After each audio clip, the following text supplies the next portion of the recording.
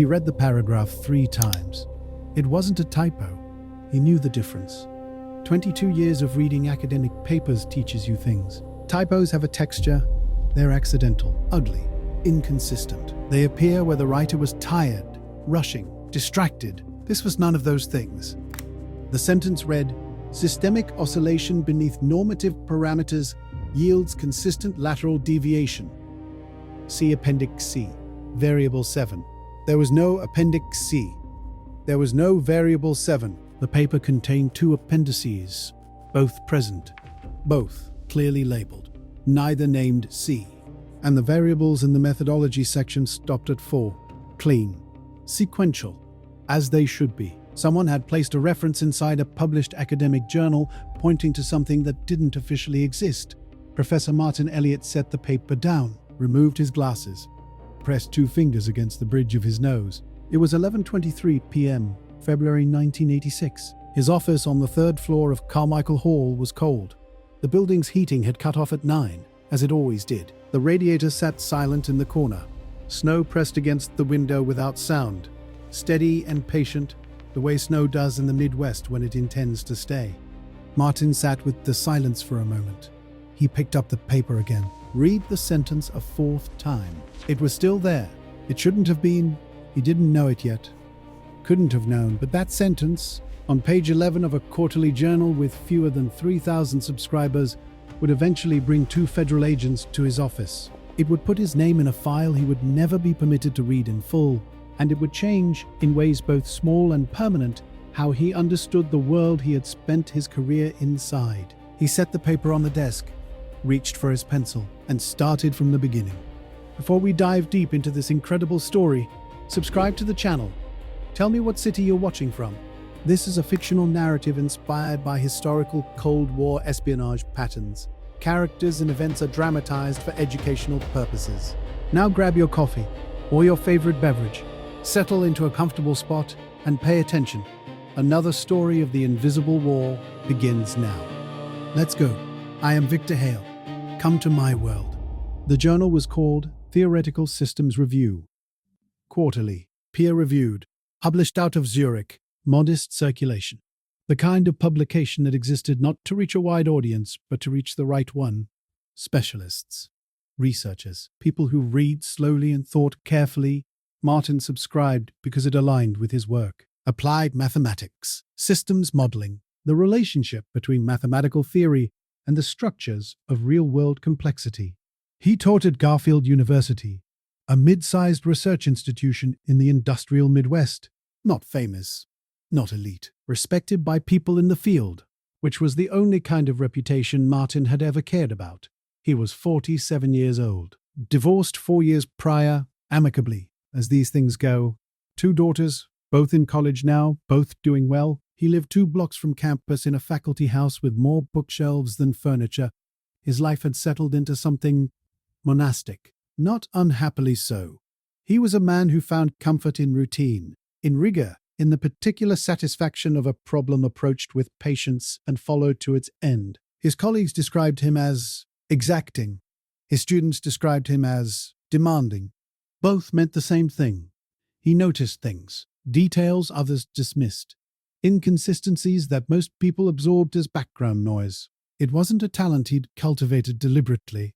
It was simply how his mind worked. After decades of looking at mathematical systems, you develop an intolerance for things that don't belong, which is exactly why, at 11:23 on a February night, he could not put the paper down. The issue had arrived in the mail that morning. Standard brown paper wrapper. His name on a printed label. He'd set it on his desk and worked through the day.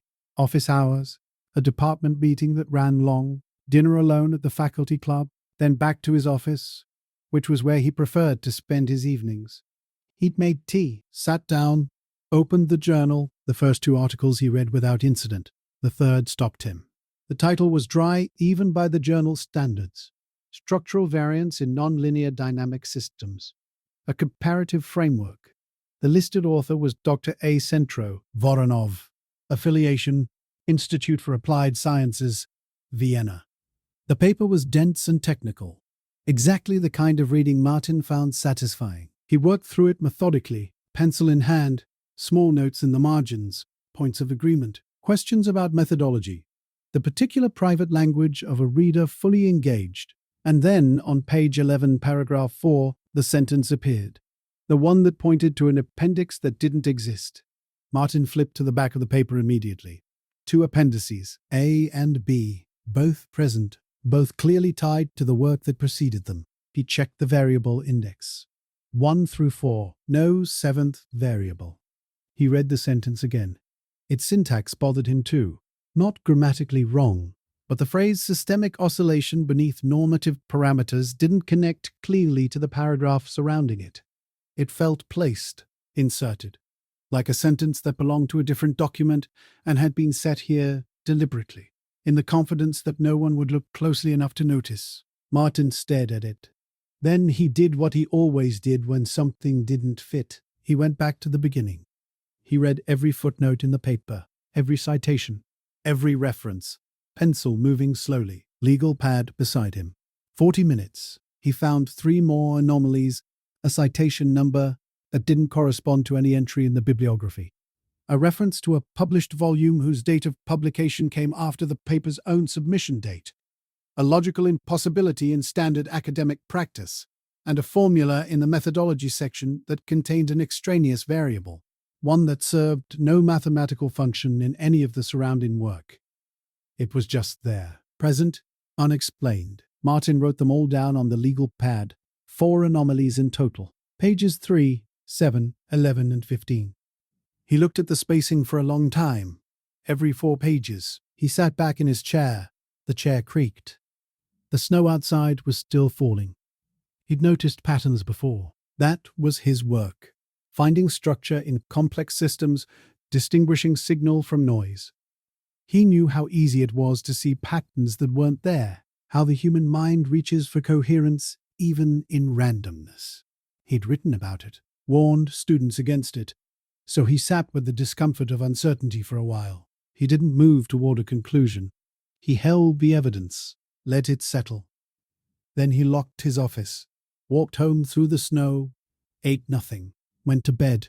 He didn't sleep, and the next morning, when he returned to his office at 7 and spread the journal on his desk again in the cold February light, every anomaly was exactly where he'd left it. Still deliberate, still precise, still pointing at something. The next evening, he pulled 8 back issues from his bookshelf. Every quarterly issue of Theoretical Systems Review for the past 2 years. He set them on the desk in chronological order, made tea, sat down, then he read. Not casually, with the same focused attention he'd applied to the February issue, line by line, footnote by footnote, looking for the same quality of deliberate misplacement. It took him 6 days. He worked evenings and early mornings, the hours before his teaching schedule began. He kept the door closed, took his lunch in the office, spoke to colleagues in the corridor, in the way people do when they're present in body but somewhere else in mind. He found anomalies in 4 of the 8 issues, different in each case, but sharing the same essential quality, the same sense of precision within a larger, legitimate text. A citation that led nowhere in any database. A variable introduced with confidence and never used. A footnote referencing an academic author whose name appeared in no institutional record Martin could locate. A formula where one symbol was consistently, stubbornly lowercase against every convention the paper itself had established. He wrote each one down. 5 anomalous papers across 9 issues. Different authors. Different national affiliations. Vienna, Frankfurt, Stockholm, Brussels. One from a university in New Mexico. No obvious professional connection between them. Different subfields within applied mathematics. Different methodological approaches. The only common thread was the journal itself. Martin looked at the editorial board listing. 17 members. The board had been stable. Only one change in the 2-year period he was reviewing. Spring of 1984, a departure. Professor H. Lund. Uppsala University, Sweden. A new appointment. Dr. S. Petrov, Institute for European Studies, Vienna. Martin wrote the name on the legal pad, circled it, then checked the dates. Every anomalous paper had been submitted after spring 1984. After Petrov's arrival on the board, He put the pencil down. He spent 3 deliberate evenings constructing alternative explanations. This was important. Moving too quickly toward a dramatic conclusion was exactly the kind of error his training had taught him to avoid. Could the anomalies reflect stylistic quirks of non-native English writers? Possible. But 5 papers from 5 different national contexts, each with the same quality of deliberate insertion, that was a stretch. Could they be editorial artifacts? Printing inconsistencies? He checked the non-anomalous papers from the same issues. Clean.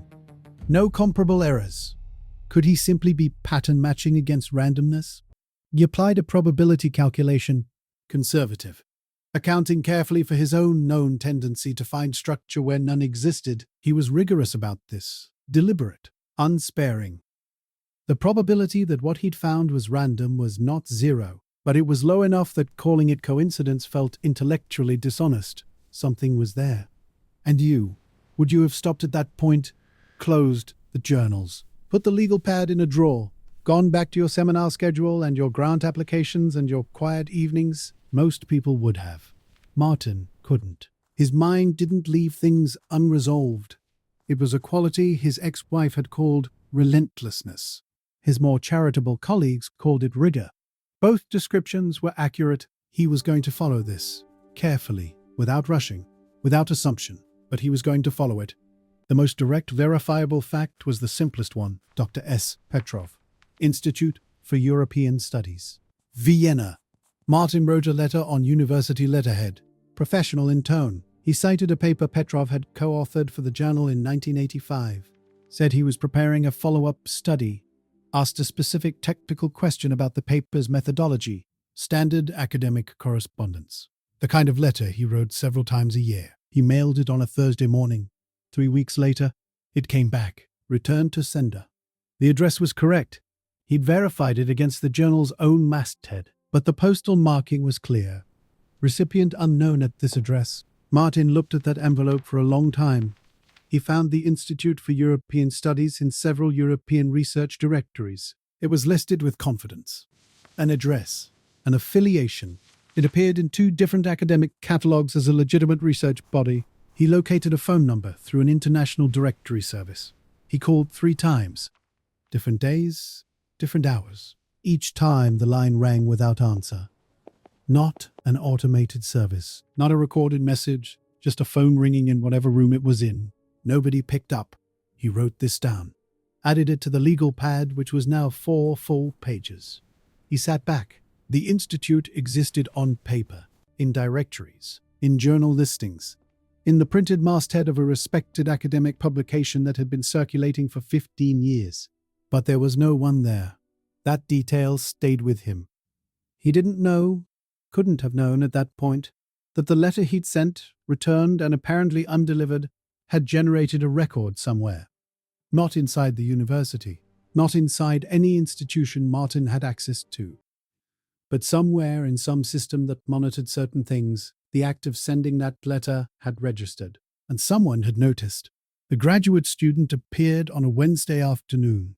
Martin was in the university library, using the periodicals archive on the 2nd floor, quiet section, older bound volumes. The smell of aging paper and radiator heat. Paul Chen found him there. Paul was 25, second-year doctoral candidate.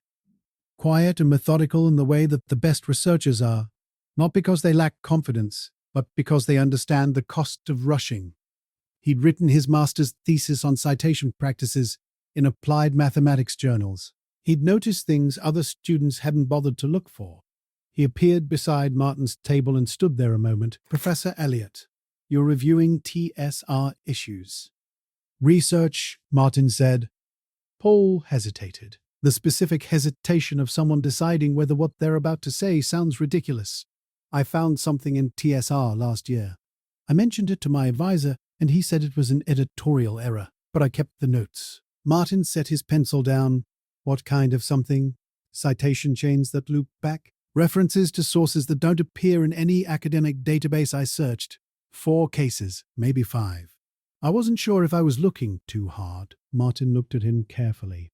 Do you still have those notes? In my Carol. Get them. 14 pages. Precise. methodical. The work of someone who had noticed something and documented it carefully, even after being told it was nothing. Martin read through the notes without speaking. 2 of Paul's anomalies overlapped directly with his own findings. 3 were new. Papers Martin hadn't examined closely enough, cases he had missed. He set the notes down.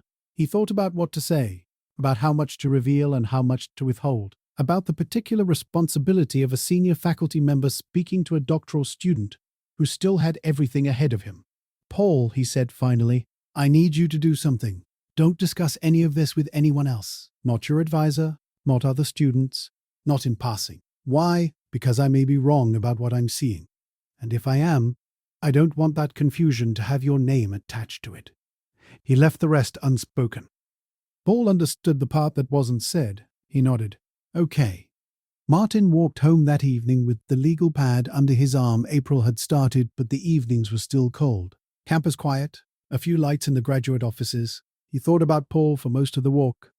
25 years old, a dissertation to complete, a career that would depend on relationships with advisors, departments, institutions, a future built on reputation.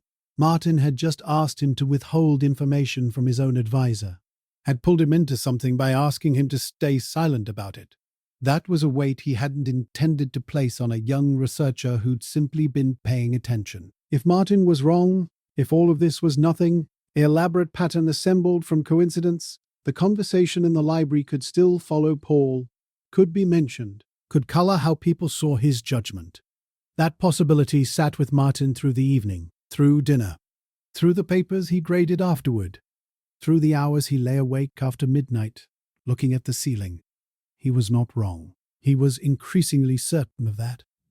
But certainty didn't eliminate consequence. The letter arrived on a Wednesday morning in late March. Plain white envelope. His name typed, not handwritten. University address correct, building and office number. No return address. Nothing to identify its origin. Inside, one sheet of paper. One sentence. "The questions you are asking are being asked in the wrong place." Note. Martin read it 4 times.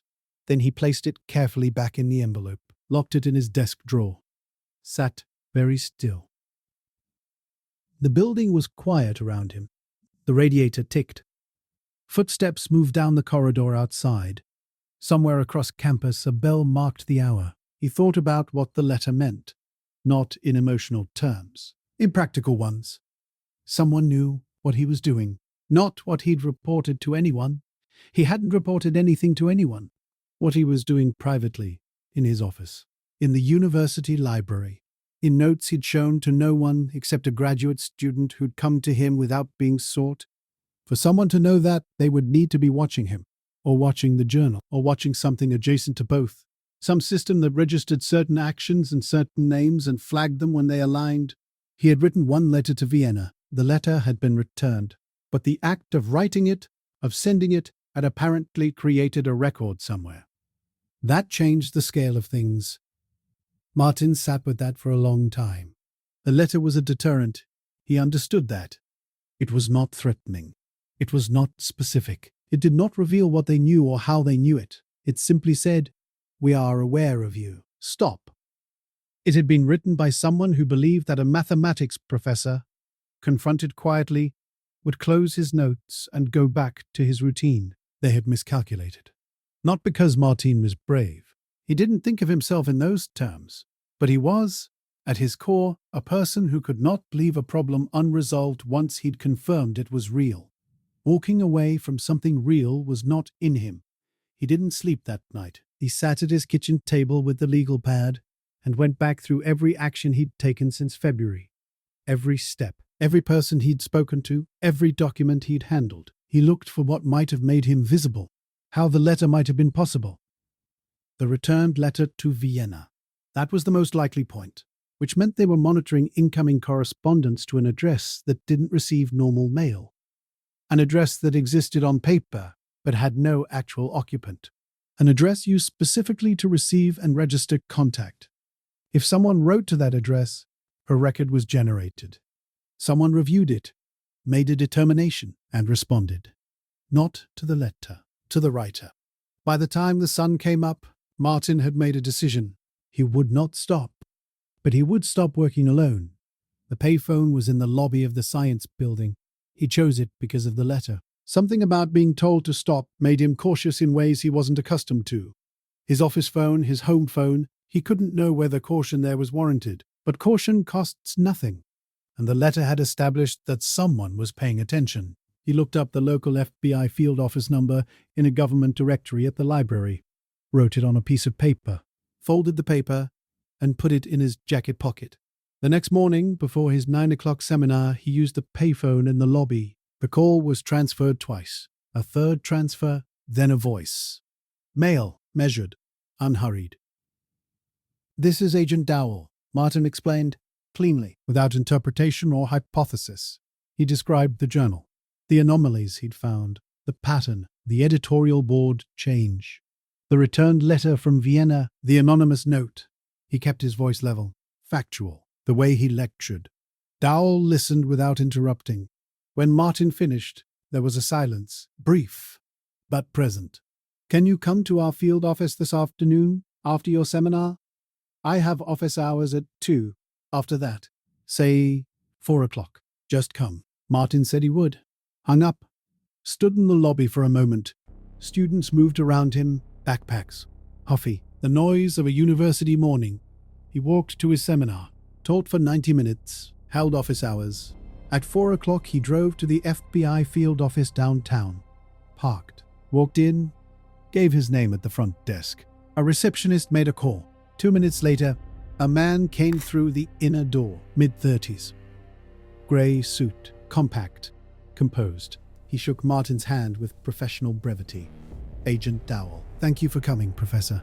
They went to a small conference room, plain walls, a metal table, 2 chairs. Dowell had a notepad and a pen. He set both on the table and looked at Martin. "Walk me through it, from the beginning." Everything. Martin did. He went through the February paper first. The sentence on page 11. The missing appendix. The extraneous variable. Then the back issues. The 4 anomalous papers he'd found across 8 issues. The pattern of intervals. The editorial board change. Petrov. He described the letter he'd sent to Vienna. The return.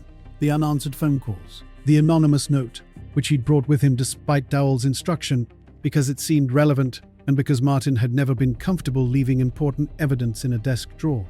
Dowell looked at the note for a long moment. Then at Martin. "How long have you been working on this alone?" 7 weeks. 8. Counting this week. "Did you discuss it with anyone inside the university?" Martin hesitated. "Not long, but enough that Dowell noticed. 1 graduate student. He came to me independently with overlapping observations. I didn't seek him out." "Name?" Martin gave it. Felt the familiar weight of that. "Anyone outside the university?" "No. No family." Dowell looked at the legal pad, which Martin had brought without being asked. He turned through the pages slowly, not reading, scanning, the way someone does when they're confirming something rather than discovering it. He closed the pad, set it on the table between them. "I want to ask you something, Professor, and I want you to answer it honestly. How confident are you in your analysis? The pattern you've identified, the intervals, the correlation with the editorial change. How certain are you?" Martin considered the question with the same care he would have given it in a seminar. "I've accounted for my own tendency toward pattern recognition. I've applied probability testing. I've generated and tested alternative explanations. Based on the evidence I have, the probability of a random explanation is low enough that I wouldn't accept it in any other context I work in." Made a note. "Leave the journal issues, the legal pad, and the anonymous letter with me. I'll have them returned to you." Huh. What happens now? You continue your normal schedule? Seminar, office hours, research? You don't contact the journal? You don't contact any of the authors? You don't tell anyone you've been here? If you receive any further communication, any communication that feels unusual, you call me directly. He placed a card on the table. Martin looked at it. "Is what I found real?" he asked. Dowell held the eye contact for a moment. "Your analysis warrants a serious investigation. That's what I can tell you." Paul Chen. "Is he at risk?" "We'll assess that," which was not a reassurance. "Am I being watched?" Martin asked. "Already?" Before today, Dowell paused. I'd encourage you to continue acting exactly as you normally would. Martin understood. That was the answer. He picked up the card, stood, shook Dowell's hand. He drove back to campus in the early evening. The sun was low, cold light across the buildings. He parked, walked to his office, made tea, sat at his desk. The legal pad was gone. The journals were gone. The anonymous letter was gone. The desk looked exactly as it always did. He sat for a long time in the empty quiet of it. The 2 weeks that followed were the strangest of Martin's professional life. Not because anything unusual happened, because nothing did. He taught his seminars, held office hours, attended a faculty meeting about budget allocations that lasted 40 minutes longer than necessary, submitted a grant application he'd been preparing since January, ate lunch in the faculty club, read papers in the evenings. The surface of his life was undisturbed, but something had changed in the quality of his attention. He noticed things he hadn't noticed before, or rather, he noticed them in a different register. The man he didn't recognize sitting in the back row of his Tuesday seminar, he'd assumed a visitor. That happens sometimes. Other faculty sitting in, graduate students auditing, but the man hadn't introduced himself before class or after, just sat there, took no notes, left quickly. Could be nothing, probably was nothing. The car parked across from his faculty house for 3 evenings in a row. Different cars, actually. He wasn't sure they were related. He wasn't sure they weren't. He checked his mail carefully now, held each envelope for a moment before opening it, looked at postmarks, return addresses. He knew this kind of vigilance could become its own problem. He'd heard of people who had stumbled into something and then spent years unable to trust their own perceptions, unable to stop looking for patterns in ordinary events. He was a mathematician. He understood the mechanics of that trap. He tried to be disciplined about it, to keep the categories separate, what he knew and what he feared. Be honest, would you have managed that? 2 weeks of silence, of waiting, of not knowing whether the people you'd spoken to were acting or simply letting you exist in the uncertainty. Martin managed it. Barely. He went to see Paul once, briefly. Caught him in the hallway outside the graduate student offices. Kept it casual. Told Paul, as calmly as he could manage, to set the research aside entirely. Not pause it. Set it aside. Paul looked at him. Is something happening? I don't know yet, but I don't want your name attached to this while it's unclear. Paul nodded. He looked like he wanted to say more. Martin didn't give him room to. He walked away and spent the rest of that evening hoping it was enough. Dowell came back on a Tuesday morning in early April. He came to campus this time. Martin met him at the side entrance to Carmichael Hall. No second agent this time, just Dowell, in the same grey suit, with the same unhurried composure. They sat in Martin's office. Door closed. The editorial board member you identified, Dowell began. Petrov. Martin waited. He is not an academic. The institute he's listed with does not correspond to any functioning research body. The affiliation was constructed. The papers he co-authored were submitted under a coordinated arrangement. The journal, he said, has been used as a communication channel. The anomalies you documented are not random. They follow a structured protocol, designed to be legible only to someone who already holds the corresponding reference material. A key, yes. How long? Longer than 2 years. Martin felt the weight of that settle in. The papers I identified, all 5 of them, all confirmed. And the authors? Dowell was quiet for a moment. Some are legitimate academics whose work was co-opted without their knowledge. Others are not what they appear to be. Martin nodded. He didn't ask which was which. He understood that wasn't something he would be told. What happens to the journal? It will be reorganized. The editorial structure will change. And Petrov? Addressed at the empty space where the legal pad had been. The anonymous letter I received. Who sent it? Someone monitoring correspondence to the Vienna address. Your letter triggered a review. The note was sent to deter further inquiry. It didn't. He said it without inflection, but Martin heard something in it. Not approval, exactly. Recognition. Was I in danger? Dowell considered the question carefully. He didn't deflect it or minimize it. The note was a deterrent, sent by someone who believed you could be discouraged, who preferred that to any other outcome. And once I went to the FBI, you were no longer a loose variable. Martin sat with that. Your analysis, Dowell said, provided something we had not been able to establish through other means. The interval structure. The correlation with the editorial appointment. The evidentiary chain. It helped. Substantially. Martin nodded once. Dowell stood. Your cooperation is recorded in the formal file. Will that file ever be public?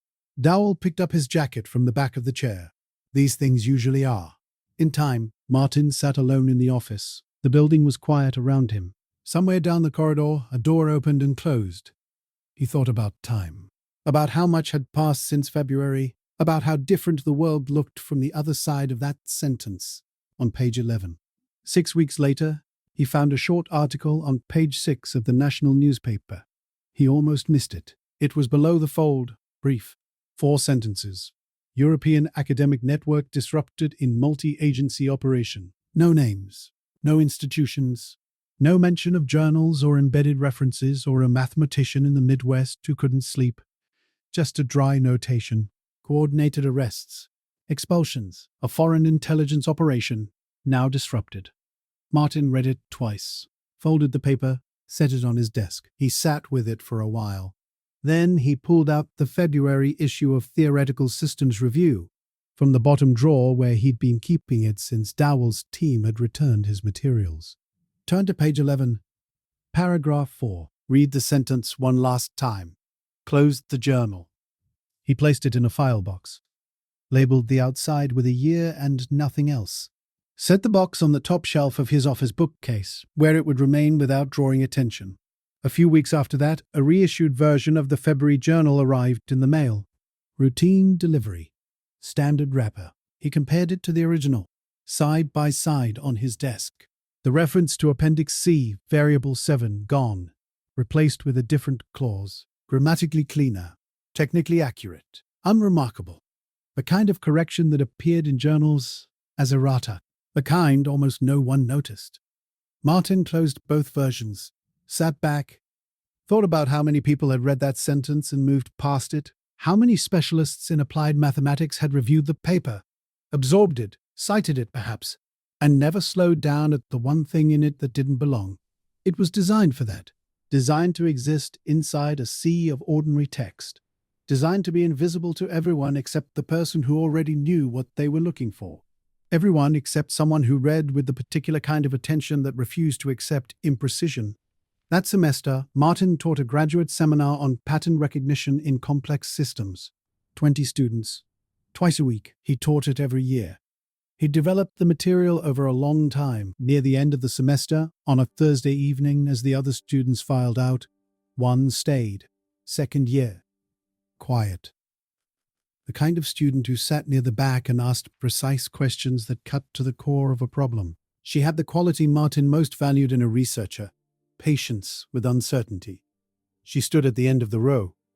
Professor Elliott, when you find something in data that seems impossible, something that genuinely doesn't fit, how do you know whether to trust it? How do you know you're not just finding what you want to find? Martin looked at her for a moment. It was a question he'd asked himself many times in the past year. You don't trust it, he said. Not at first. You test the alternatives, every alternative you can construct. You look for the one that holds, and if none of them hold, then you follow what remains, carefully, without assumption. You follow it until it tells you what it is, gathered her notes. And then, about the legal pad, about Dowell sitting across from him in the small conference room downtown, about the article on page 6. Then you act accordingly, he said, and you accept what it costs. She left. Walked home through a spring evening, campus quiet, after 9, library windows bright. A few graduate students visible through the glass, bent over desks. He thought about the journal, about the network that had run silent and patient through editorial boards and correspondence, and the ordinary administrative machinery of academic publishing. About the assumption behind it, that institutions were safe because they were boring. that specialists were safe because they were absorbed in their own narrow work, that the people most likely to notice were also the least likely to be looking. It was a reasonable assumption. Most of the time, it was correct. The Cold War did not end in a single dramatic moment.